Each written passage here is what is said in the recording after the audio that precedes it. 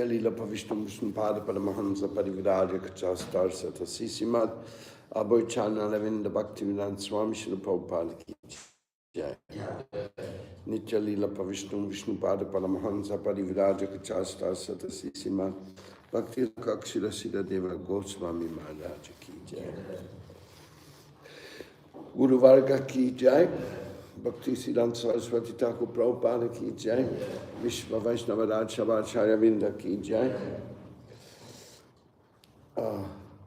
Vrindavan cleaning Ki Jai. All glories to the assembled devotees. Beautiful Sachi's son. Sri Sachi Tanaya Yashtakam by Srila Sarvabhauma Bhattacharya. Brilliant as molten gold is Gaura's divine form, overwhelmed with Radha's moods. Performing rapturous pastimes, all three worlds are purified with the speck of his mercy. I offer my life to beautiful Sachi's son. His voice always falters from the waves of his sweet feelings. Its thunderous roar strikes terror. In the atheist misguiders, his mercy breaks all fear of material existence. I offer my life to beautiful Sachi's son. The cloths he's wearing is the color of the rising sun, captivating eyes, cheeks, and nails shining like moons, so greatly blissful in the kirtan of his names and virtues. I offer my life to beautiful Sachi's son. From his lotus eyes a stream of tears are always flowing, drops of fresh pure goodness always decorate his body. Slowly he steps while delightfully dancing. I offer my life to beautiful Sachi's son. His lotus-like feet are always moving and dancing, decked with ankle bells which are immensely enchanting. His sweet moon-like face is more cooling than the moon. I offer my life to beautiful Sachi's son. A tie wraps around his waist, his head so lovely shaven. One hand holds the water pot, the other holds a danda. With that stuff he vanquishes the sins of all the wicked. I offer my life to beautiful Sachi's son. Decorated with the dust that rises while he's dancing, bimba fruit red lips beautifully quiver while he's singing, adorned brightly with his tilak of Malayan chandan. I offer my life to beautiful Sachi's son. Colored like the sunrise are his bright bouquet like lotus eyes, reaching to his knees are his wonderful long arms. His form is nicely dressed up as a charming young dancer. I offer my life to beautiful Sachi's son.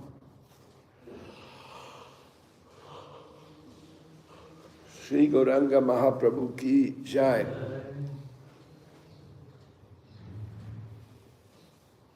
The sweet pastimes of Chaitanya Mahaprabhu are so enchanting, but the most important aspect is that he is really the one who is pushing forward that the entire humanity may have a chance to be uplifted by the holy name and by the association of the Bhagavatam and the Bhagavatas, the devotees of the Lord.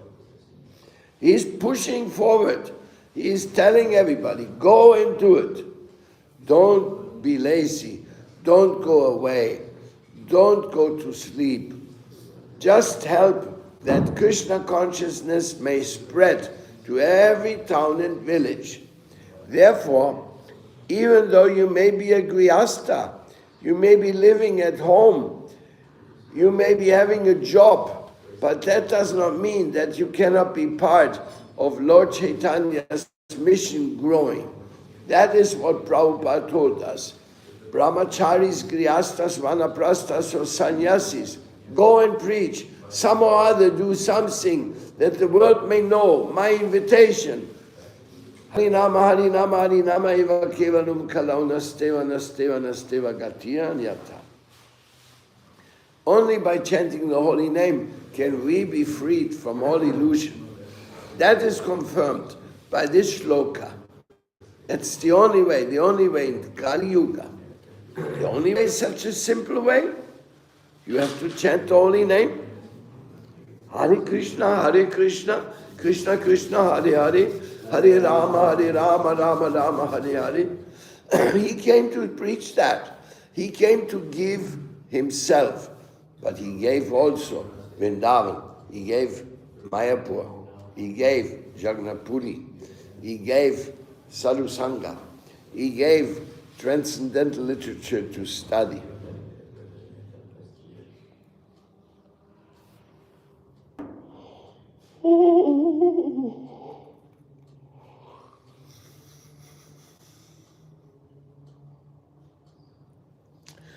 That's the good news. Really, really good news. That Chaitanya Mahaprabhu has come to this world in the midst of the most obscure situation.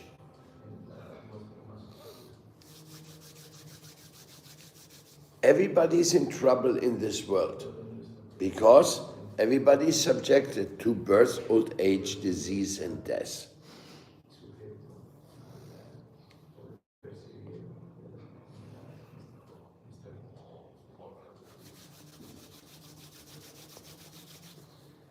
Some people are suffering extremely. Some people think they're enjoying. But in the end of the day, it's all the same. Everybody is going to you die in the street, but death is death. All which is left behind is a lump of matter just starting to rot. That's why dead bodies smell very ugly, because they're rotting. When you're alive, your body's not rotting. It's very useful. You can move your body, you can think, you can speak, you can take darshan of deities, you can do so many things, but a dead body can do nothing. A dead body is a nuisance. That's why people either bury him or burn him. But whatever you do, get rid of the dead. So since we are all going to be dead bodies sooner or later, it is very reasonable to say, Atatu Brahma Jigyasa, you should search for the meaning of life. Why are you here? What business do you have to do? Tell me. Tell me. What is your job? Not your job to get some money to eat. No. Your job to get out of this material world. What is it, what you really have to do? In Krishna consciousness, we are very lucky because everything we do in the temple life is serving the cause of Krishna. Even if we make a beautiful kitchen, this is only for Krishna. We are doing this so Krishna will be more pleased. If we keep the gardens beautiful, it's for Krishna. If we print an invitation card, it is for Krishna. If we host people here with us, it is bringing them closer to Krishna.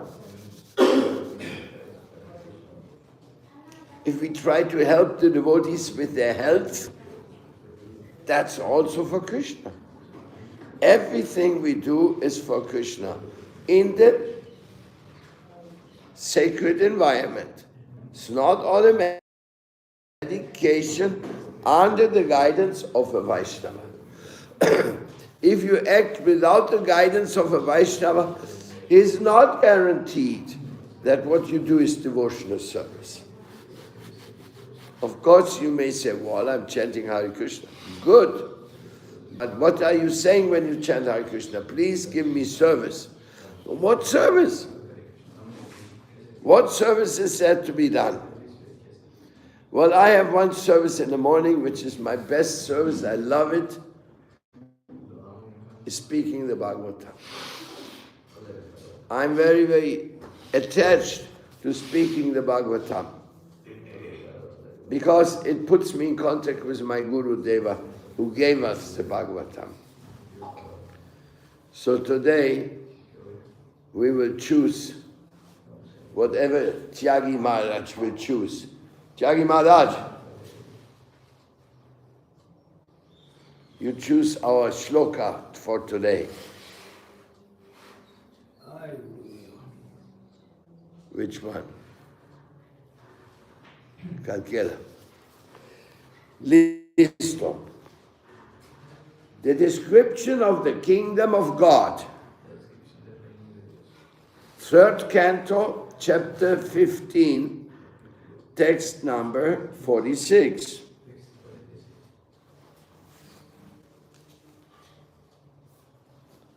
Om Namo Bhagavate Vasudevaya. Om Namo Bhagavate Vasudevaya. Janmadhyasya yato anayati tarataschalte swavikya swarat tene brahmari adikavaye muyanti atsurayaha tejo varimidam yatavini mayo yatati sargomishaha tam nasvena sadanirasta kuhukam satyam param dhimai. Om Namo Bhagavate Vasudevaya. Om Namo Bhagavate Vasudevaya. Okay, today the message given to us by Tyagi Maharaj is, the Kumaras said, our dear Lord, you are not manifest to rascals, even though you are seated within the heart of everyone. But as far as we are concerned, we see you face to face. Also, you are unlimited. The statements we have heard about you from our father Brahma through the ears have now been actually revealed by your kind appearance. That's what the Kumaras said when they saw the Lord, when they had the darshan of the Lord. Initially, the darshan was denied by the doorkeepers, Jai and Vijay. That's another long story, no? But anyway, then they were corrected and the Kumaras could enter. The so-called yogis, Prabhupada explains, who concentrate their mind or meditate upon the impersonal or void are described here. This verse of Srimad Bhagavatam describes persons who are expected to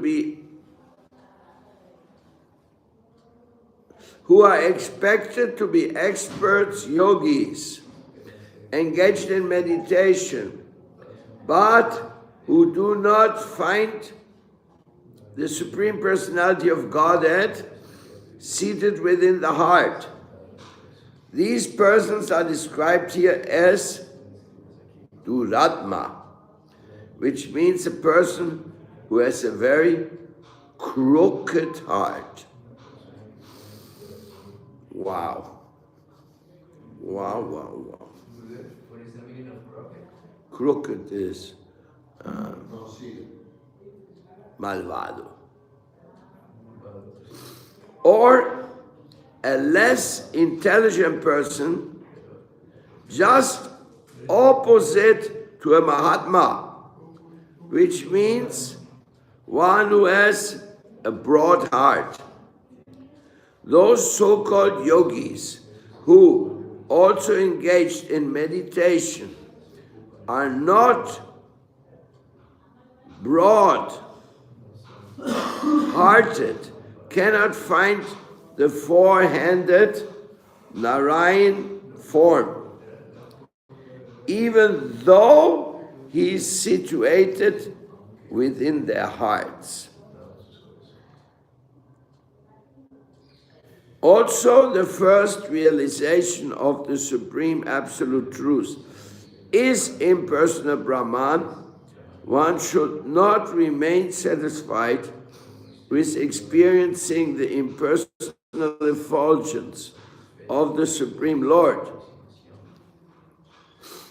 In Ishopanishad also, the devotee prays that the glaring effulgence of Brahman may be removed from his eyes so that he can see the real personal feature of the Lord and thus satisfy himself fully. Similarly, also the Lord is not visible in the beginning because of his glaring bodily effulgence. If a devotee sincerely wants to see him, the Lord is revealed to him. It is said in Bhagavad Gita, the Lord cannot be seen by imperfect eyes. He cannot be heard by our imperfect ears. And he cannot be experienced by our imperfect senses. But if one engages in devotional service with faith and devotion, then God reveals himself. Here, the four sages, Sanat Kumar, Sanatana, Sananda, and Shanaka, are described as actually sincere devotees. Also, they had heard from their father, Brahma, about the personal feature of the Lord. Only the impersonal feature, Brahman, was revealed to them. But because they were sincerely searching for the Lord, they finally saw his personal feature directly, which corresponds with the description given by their father. They thus,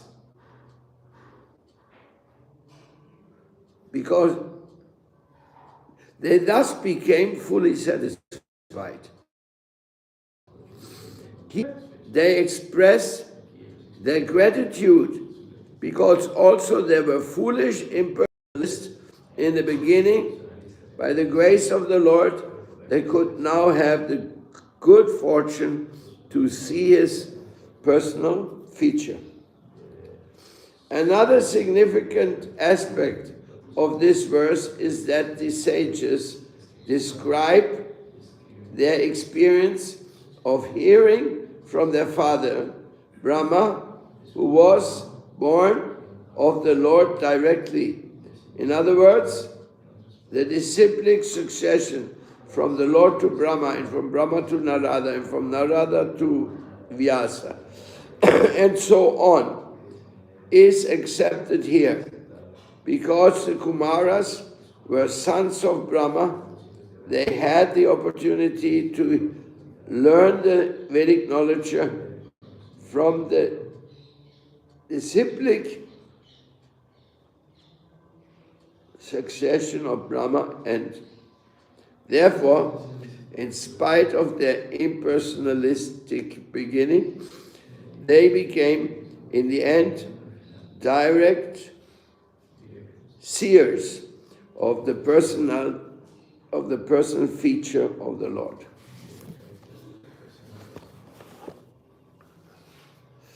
Om Jnanatimirandasya Jnananjana Shalakaya Chakshurmilitam Jene Tasmai Shri Gurave Namah. This is very clear, and so to say beyond a doubt. especially with Prabhupada's commentary. My God.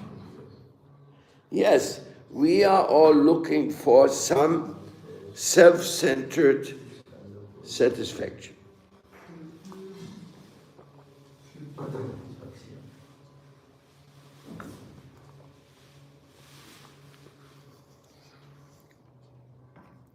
The whole material world is searching self-centered satisfaction.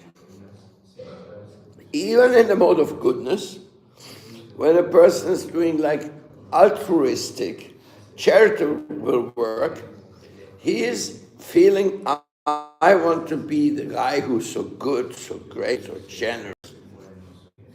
Even his charity is motivated or enhancing his position. Just his position is much more better than somebody who wants to just enhance his riches for sense gratification.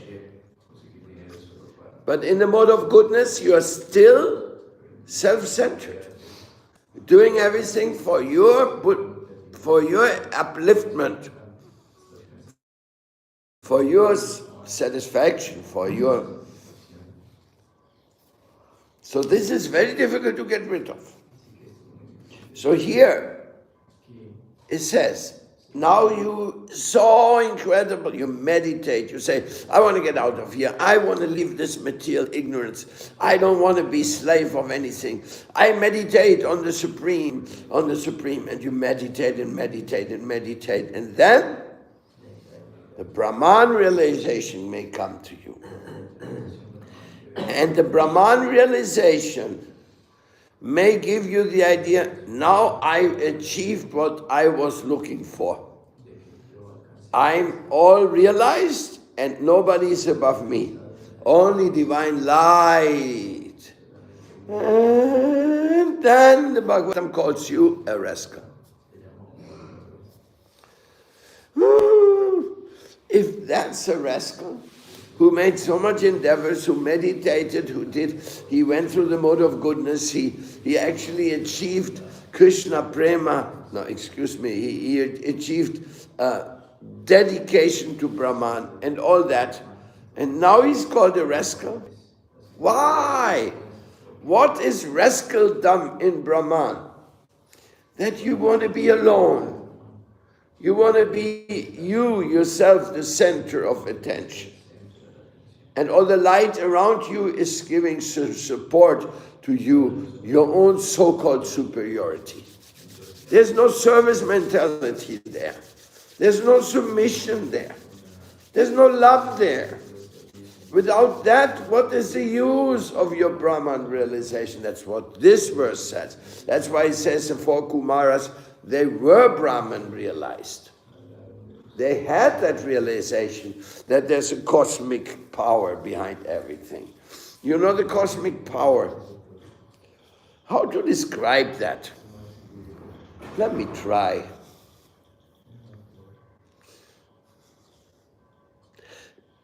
Okay, there is a power in the ocean. The ocean is a lot of water. And there's also a drop of water. And the drop of water is part of the ocean. So much that you cannot even identify, where is my drop of water? It merged apparently into the ocean, but not scientifically. The molecules of the drop of water still exist separate from the ocean. And when it gets evaporated, the same molecule will go up and become cloud. So, to become one with the ocean is only apparent to your vision. So, we are all part of Brahman. We come to this world and we have the individual effort to make ourselves happy and supreme. That's exactly what we want in this world. We want to be happy, have full knowledge, eternity, Satchit Ananda. Yes, I am part of the divine energy, and therefore I am the divine. But there is no recognition of anybody superior to you. That's why you're called a rascal by the scriptures. A yogi rascal. I mean, the majority of the yogis, they don't go there. They don't even get there. They just make a show in this world. A show with followers. But they don't tell their followers that Krishna is the Supreme Personality of Godhead and that you have to become a servant. Maybe they tell their followers you have to become a servant of your guru, of me. But if he is not doing Krishna service, like there's one temple, Jai Guru Dev Dham. It's on the road of Mathura. It's a big, big temple. Really. It looks almost like the Taj Mahal, all in white marble. When you stop there and you go there, the only thing is there on the main altar is the founder, the guru. He made a big temple for himself. Yes, the guru is representative of Krishna. Yes, Krishna is acting through the guru. All that is true. But if the guru thinks he's Krishna, he's a rascal. Yes. Making a huge temple, white marble temple. If you see it, when I saw it, I stopped the car. I said, I want to see that. What a beautiful white marble mandir. It's right on the Mathura road. Have you seen it, Madhava? Is it No. It's right on the road. Looks like the Taj Mahal. Huge white temple. So I went in there and I found one yogi sitting on the altar. No Krishna, no Rama, no nobody else. So this is a perfect description here. You want to become... So Krishna is checking you out. When Krishna is sending Brahman realization, he's checking you out. Do you want me or you want my light, my effulgence, my fame, my name, my what? But because the yogi, when he goes in samadhi, he doesn't go anywhere. Nobody knows. He went into Brahman. So then there's no more chance to associate with him. We in Bhakti Yoga, we know that our Guru went to Goloka Vrindavan and we want to go there to meet him again. Prabhupada, let me meet you again, please, please. Nama Om Vishnu Padaya Krishna Pistaya Bhutale Srimati Bhakti Vedanta Swami Niti Namane Namaste Saraswati Devi Gauravani Pracharine Nirvishesha Sunyavati Paskacharya Zatari. Forgive my mistakes and take me to you, Srila Prabhupada, because I know where you are, Krishna will be. Because you love Krishna. So if I'm there where you are, that's I'm perfectly, eternally happy. So the impersonalist, he cannot even meet his guru in the Brahman. Because in the Brahman, nobody is there visible, there's nothing, it's just everybody's a unit of whatever. A unit of the oneness, of the light. There's no conversations, there's no massage, there's no jokes. It is like, yes, it is called Anandam. Yes, the Krishna says, Brahmanu hiya pratishtaham amritaya vyavasya cha. Krishna says, I am the source of the impersonal Brahman, which is a state of happiness. Yes, they must feel happy in Brahman. Oh, happiness without any service and without any relationship. Thanks, it's not for me. I'm not looking for that. I really don't. So Brahman is a test.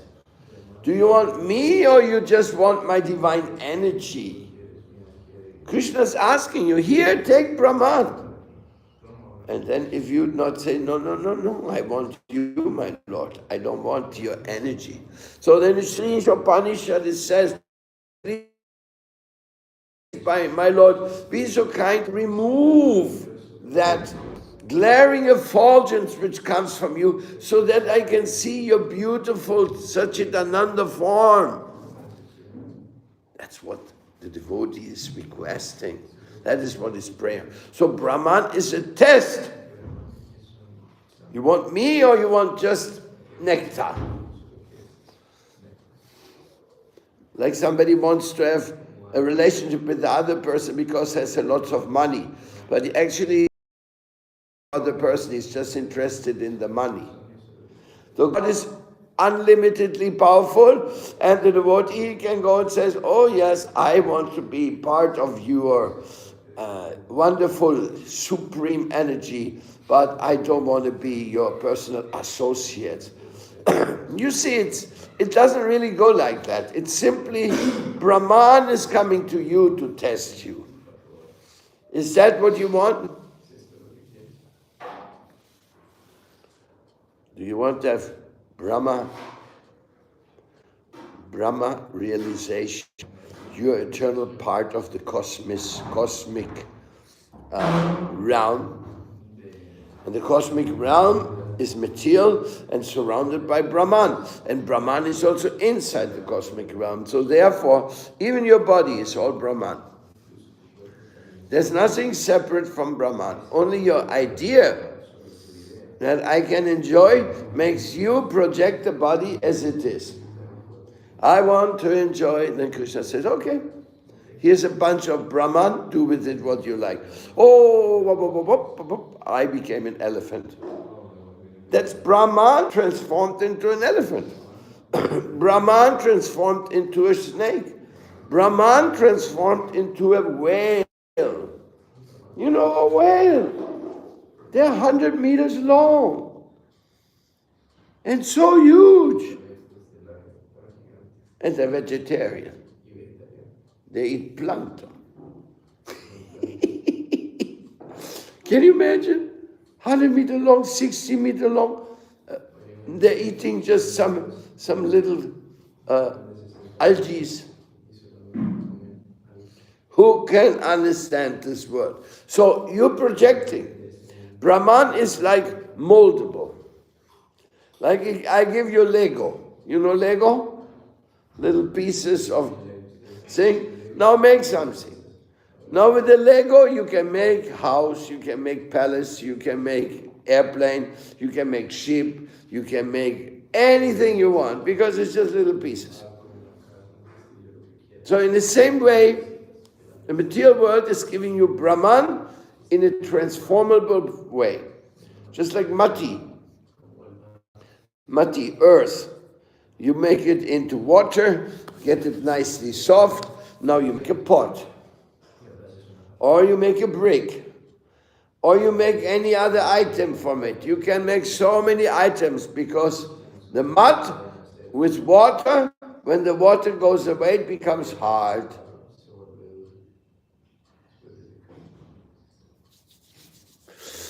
That's a fact. So, Brahman is everywhere. Brahman is not a new thing. Brahman is in the telephone. Brahman is in the flower. Welcome. The flower. Maharaj. I can't throw that far. Mansarova. Give Maharaj the garland. A nice Brahman garland. A nice Brahman garland on a Brahman neck, dressed in Brahman cloth, with a Brahman tilak. Everything is Brahman, so Krishna provides. That's the ingredient. For the material people, they will say atoms or fragments of atoms. What is the smallest particle which configures everything? quantum mechanics, how the atoms are floating and interacted and prepared, and then they become a little bit of a spider. Whoo! The Brahman spider, you know? They can shoot out from their mouth spider net. But in such a quantity, and they make a net everywhere. And that net, the string is so hard, it's coming from the mouth. What you spit out is good for nothing. And the spider is spitting out, it's a teeny little thing. Then he makes a spider net. And in the end, when he eats the victim who fell into the spider, and the spider's eating his own spider net, and the victim, everything, and more spider net making for the next day. They can do that every day. How is possible? Brahman. By Brahman, everything is possible. The transformation of the atoms. Yes, what do you want? You want to fly in the sky? There's some birds, they never land. They eat in the sky, they sleep in the sky, they have sex in the sky. I don't know where they have their children, I don't know. But their whole life they live in the air. Yes, what nature has is just mind-blowing. And if you look in the galaxies and in the mega universes, it's all Brahman. It's all atoms. It can all be reduced to little something you can't even see. Huh? So that is the visible, the laboratory Brahman. Like in CERN, in Switzerland, they have a speeding, somebody wants to make the particle moving very fast. They want to know more about the material Brahman. The yogis know. Yogis don't care for it. They just go the real Brahman. The underlying principle, the superior. Like for example, I'm a soul with a mind and an intelligence, and who's talking? Well, it's me talking through the mind. And now I say, hand move up, half move down. So, it's very interesting, no? I have control over the atoms of this body. But I can say, stone move right, stone move left, stone do nothing. Huh? So because I am not, but I can take a sledgehammer and then I bang the stone so much the stone breaks. So I can even influence this, but it's all limited. So getting moving particles in this world, that is not the way you find Brahman. You have to meditate, you have to understand that everything is the underlying principle. If you see the universe, that means you are more important than the universe. Why? Because you see it. Universe is not seeing you. At least you don't know. Maybe somebody in the universe is seeing you. That's all right. But the sun and the moon and the galaxy, they're not seeing Tyagi Maharaj doing Artik in Vindakuncha. They don't see it. So, in one way or another, we have to accept that our soul, our conscious entity, is higher than Brahman, or that the space created by Brahman. And what is that individual? That is your capacity to love.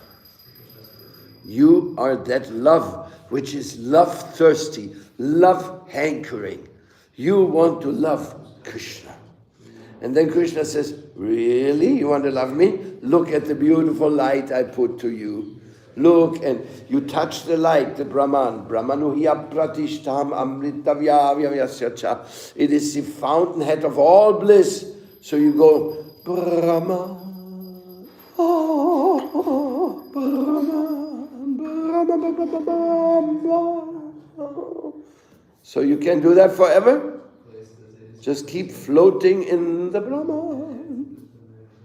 Well, if you want that, because you don't want to accept somebody above you, you don't want to serve somebody, you don't want to take orders, you just want to be Brahmanized.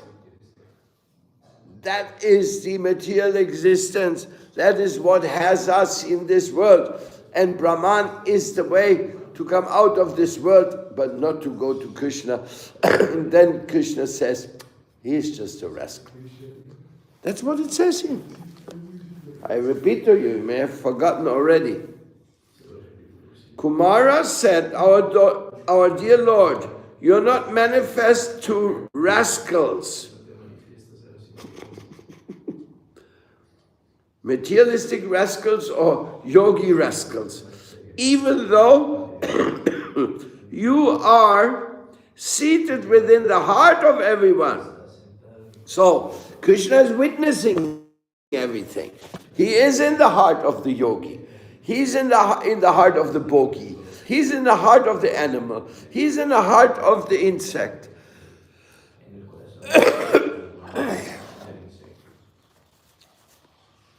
Otherwise, how the spider can shoot out so much web? If Krishna is not given special power. This is unbelievable what the spider does. Not only he spits out something, like I'm also spitting out something from my nose, useless. But what the spider spits becomes thread, gluey thread. It goes one here, bing, bing, bing, bing, bing, bing, bing, bing, bing, bing, bing, bing, bing, bing, bing, and there's a net. So, those rascals who don't want to serve, that means you're a rascal. It's painful. What? My free will makes me a rascal? Yeah, a little bit. What service you want to have? No service. Don't tell me anything. But the Guru service, because that is the way we connect to Krishna. And Krishna is more happy when you serve the Guru than when you serve himself. As a matter of fact, he is a kind of unavailable to you. For you to serve Krishna personally, like the Gopas, they massage Krishna's legs when Krishna is a little fatigued after some beautiful playing in Vrindavan. Then Krishna says, "Oh, I rest a little bit." Then they make a little massage on his feet and like that. No, this type of service to Krishna, incredible, but it's not so easy available. But if you're a pujari, you're lucky because you get to massage the deity and there's another special approach. But generally, you do service by obeying your guru and trying to realize what your guru is envisioning. What is my guru envisioning? I can't believe it. I really can't believe it, but Prabhupada said he wanted to make a Vedic planetarium. And they never made it. He said, make this planetarium under the guidance of Srila Sridhar Maharaj. And they didn't take the advice of Sridhar Maharaj. So I was in Peru, poor, no money. Vangsi, Vaishnava Maharaj, he gave me $5,000 donation for Peru. So we went with $5,000, what are we going to get here? And we went to north of Lima, south of Lima, everywhere looking, and for $5,000 you get nothing. But then we met this old man. He was living on the beach. He had a piece of land where he was doing agriculture, but he was over 90 and he couldn't do it anymore. And he had 3 hectares, but he had no papers for it. And I said, we have $5,000, you want to give us the land? He said, well, but you have to keep me here until I die. I said, no problem, you stay here. We were living in huts made of, something like bamboo mats. Like something, it's not even bamboo, it's like straw mats. And the straw mats, huko, and they make, in there you make 5 of those become a house. We can be inside. Because in that area, there's no rain. Because it's on the Pacific coast, for some strange reason, there's never any rain. So they make these little things. That's what our farm was. So he was living in one of those huts, and we got another hut for our devotee to stay there. We gave him the $5,000. He signed a document like, I gave my land, which I have right for because I looked so many years after it. It was like a transition, no? It's the same South American style, no? Possession paper, something. So we took care of him. He gave the money to the neighbor, his old friend. I think he stole most of it from him. Anyway, one day he died. And he was with devotees. He chanted Hare Krishna already. He was already eating prasada. He really made a good deal. And we, for $5,000, had 3 hectares of land in front of the beach. Just in front of the Pacific beach. With beautiful caves on the side, with islands in front of us. What an incredible position. And then I said, Prabhupada wants a planetarium. Let's try to make a planetarium. And thanks to Dwarka, construction geniuses there, and a few others, his brother also, we started to make these trulies, which are so famous now. They're Pariva, Vrinda Pariva, the logo, kind of. And before we knew it, we had a Vedic planetarium, according to the instruction of Srila Maharaj, as Srila Prabhupada wanted to have. And now, today, there's one bus after the other coming and stopping every day to see the Vedic planetarium. The temple has become self-sufficient. They're collecting money, Lakshmi, from this, because everybody wants to see the yoga planetarium on the beach. Completely by Krishna's plan, but we know Prabhupada wanted to have a planetarium. And the Colombians say, all that was so nice, they said, I guess we have to copy. So the Colombians, they just copied what they did in Peru. There was a second planetarium. And that planetarium was made by stones, because so much rain in Colombia. So if you could make in mud something, it would not stay 1 week. I had to do it, and it's done, it's okay. It's there, it's serving a purpose, preaching Krishna consciousness. So in this way, you also have to find out what Krishna wants you to do. There's plenty of ideas, plenty. Book distribution. Now we are in the months of book distribution.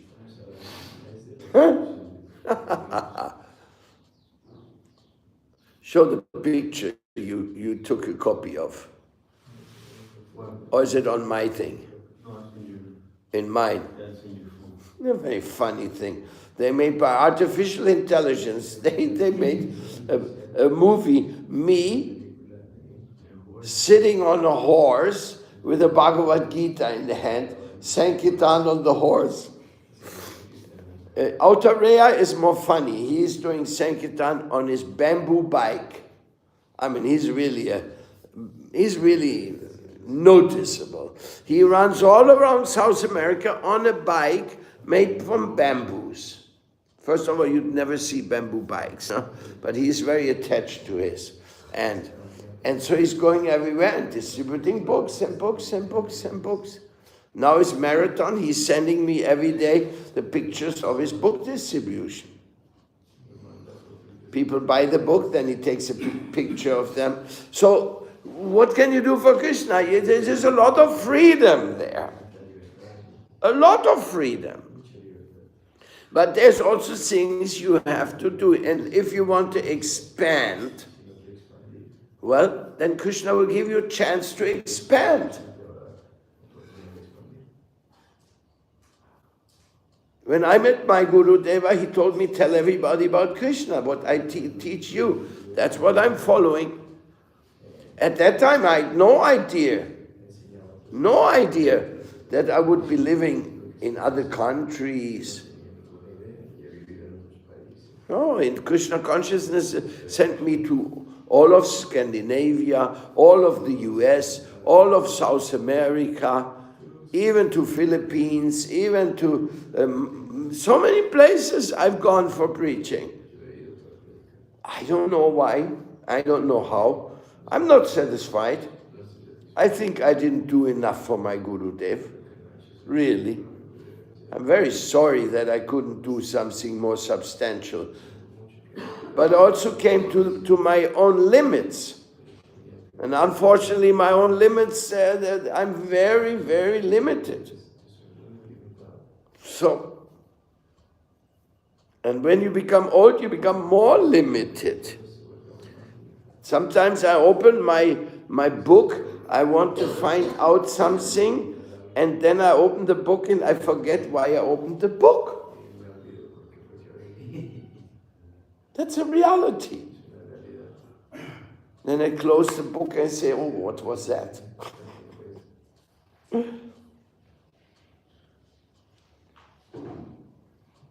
happens to me also. So therefore, serving Krishna personally is our idea.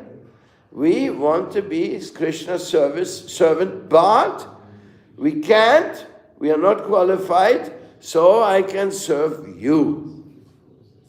Please let me serve you. That is my luck. This is my Krishna's mercy and your mercy also. You allow me to serve you. And then Mansarova comes over running, and he says, oh, you have some pain in the back. I say, oh my God, why you come here so far, so cold, running? I want to give you a massage on your back so you have less pain. Makes me feel awkward. But this is Krishna consciousness, serving each other. That's what we do. We serve the devotees. And when we go out and preach, it is for serving Krishna. Now, I have one very good point. Sometimes preaching, we think it may be very difficult. And it is difficult. But one thing in preaching is you make friendships with others. The best way of preaching is making friends with others.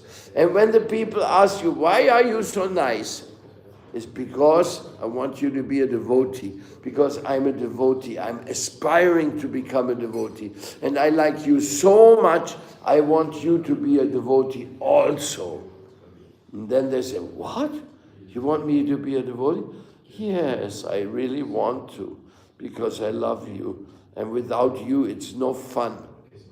Like, if I like somebody, and that somebody goes away, and don't tell me where they are, how do I feel?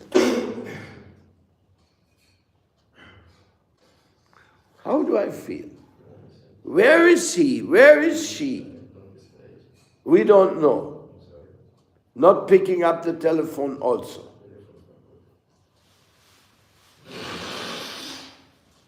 Like Braja Mohan.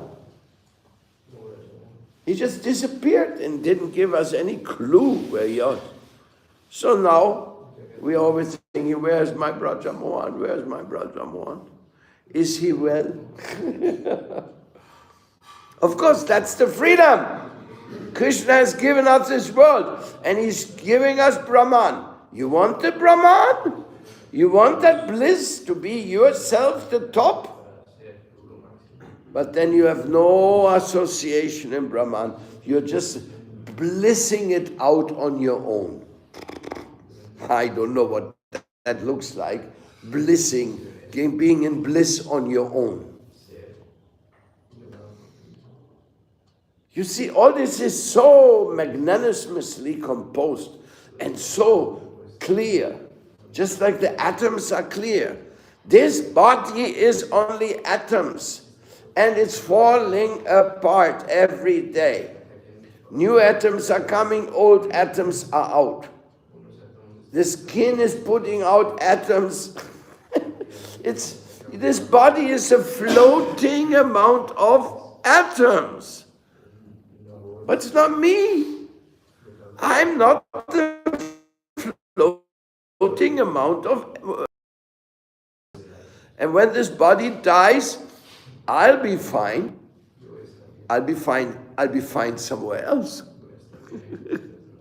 Just like now I'm here, and after breakfast, I'll go to the Yamuna to visit our cleaning crew.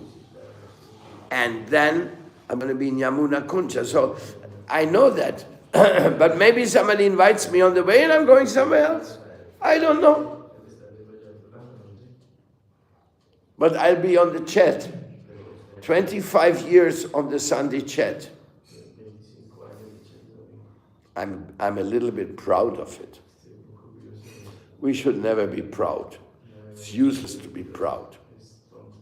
But 25 years of chat, Sunday chat, without missing one Sunday. I think so.